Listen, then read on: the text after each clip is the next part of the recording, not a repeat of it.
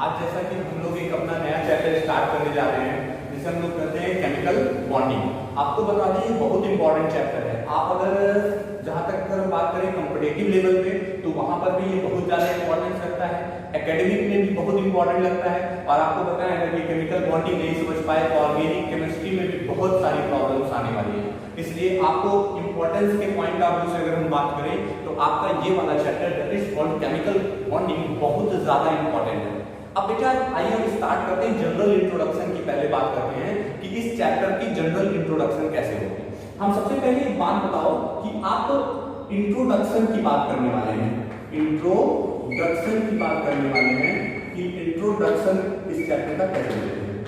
एक बात बताओ, सबसे पहले अगर सबने सुना होगा, हम सब जानते हैं मैटर, 9 10 बहुत पहले से पढ़ाया जा रहा है मैटर। तो मैटर होता क्या है? बेसिक डेफिनेशन सबने बताई है कि कोई भी ऐसा सब्सटेंस जो स्पेस ऑक्युपाई करता हो और जिसका अपना कुछ वेट होता हो वो मैटर कहलाता है। यानी the substance which have a weight and occupy space are called matter. अब प्रॉब्लम यहां पर ये है कि मैटर बनता कैसे है?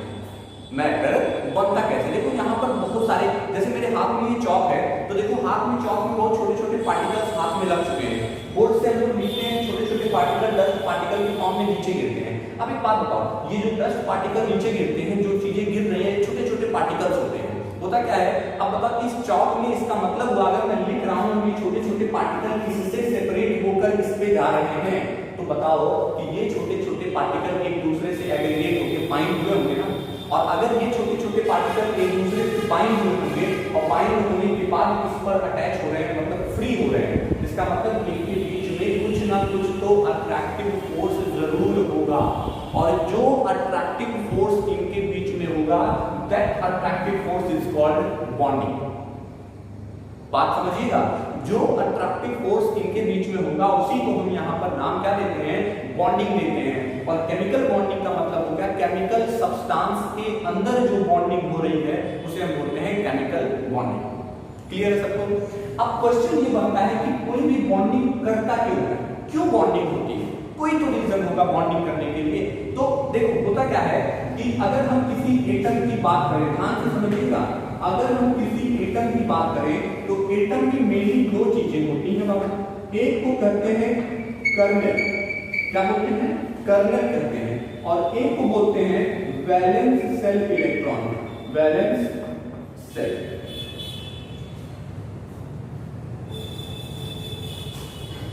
ठीक है?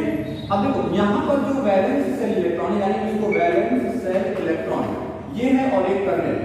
कर्नेल क्या होता है? कर्नेल होता है न्यूक्लियस, न्यूक्लियस प्लस, न्यूक्लियस का मतलब हो गया पॉजिटिव चार्ज, प्लस न्यूक्लियस के साथ कौन? Inner cell electron, inner cell electron. Nucleus और इनर सेल इलेक्ट्रॉन को अगर कंबाइन करें तो कर्नेल बनता है। ठीक है? और वैलेंस सेल में मतलब वैलेंस सेल का मतलब हो गया आउटर मोस्ट सेल। तो अब ये दोनों चीजें होती हैं। ठीक है? अब अगर ये दोनों चीजें होती हैं तो इन दोनों को मिला करके क्या बनता है? एटम बनता है। अब बताओ इलेक्ट्रॉन के ऊपर कौन सा चार्ज होता है?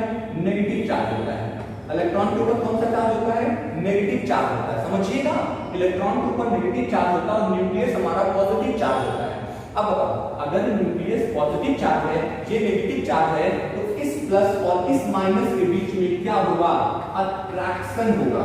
और जब ये अट्रैक्शन होगा तो ये एक दूसरे के कहां जाएंगे? पास जाएंगे। और पास जाने से ही क्या होती है? बॉन्डिंग। तो जब बहुत सारे ऐसे छोटे छोटे फाइन ड्रॉपलेट पार्टिकल्स, छोटे फाइन ड्रॉपलेट पार्टिकल्स जब एग्रीगेट हो जाते हैं, बाइंड हो जाते हैं, एक दूसरे से बंध जाते हैं, तब जाकर के किसी एटम का फॉर्मेशन होता है। ठीक है? अब ये बंधते क्यों है? क्वेश्चन है, जैसे आपने सबने सुना होगा एक नाम H2O। क्या सबको पता है H2O? ये क्या है? ये वही जनरल वाटर है जिसको हम लोग ड्रिंक कर रहे हैं, वाटर। अब इस वाटर में दो हाइड्रोजन और एक क्या है? ऑक्सीजन है। तो दो हाइड्रोजन और एक ऑक्सीजन मिलकर के क्या बना देते हैं? वाटर बना देते हैं। तो अब अगर मैं कहूं कि H3O भी बन जाएगा, H4O बन जाए, H5O बन जाए, तो ये सब भी बन जाना चाहिए, क्योंकि यहाँ पर भी तो जैसे यहाँ पर हाइड्रोजन ऑक्सीजन के बीच में बॉन्डिंग हो रही है, ये बन रहा है, वैसे ये भी बनेगा, ये भी बनेगा। तो ऐसा कुछ नहीं है। देखिए किसी भी चीज में जब हम कोई भी काम करते हैं, करने को तो हम कुछ भी कर सकते हैं, लेकिन वहां पर स्टेबिलिटी की बात आती है। किस चीज की? स्टेबिलिटी का मैटर आता है।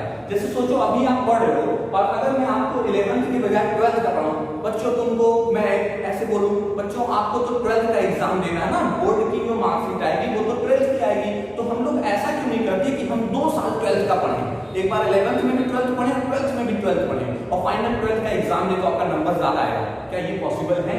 एकदम नहीं, क्योंकि ये एक स्टेप है। जब तक आप 11th की चीजों को क्लियर नहीं कर पाएंगे, 12th की चीजों को अच्छे से समझ नहीं सकते, तो एक स्टेप है, यानी स्टेबिलिटी गेन करने की जरूरत है। ऐसा नहीं हम कुछ भी शुरू कर दें और स्टेबल हो जाए। तो यहाँ पर भी 2 हाइड्रोजन और 1 ऑक्सीजन के बीच में जब बॉन्डिंग होती है तो स्टेबिलिटी बनती है, लेकिन अगर हम 3 हाइड्रोजन 1 ऑक्सीजन ले लेंगे तो स्टेबिलिटी नहीं बनेगी।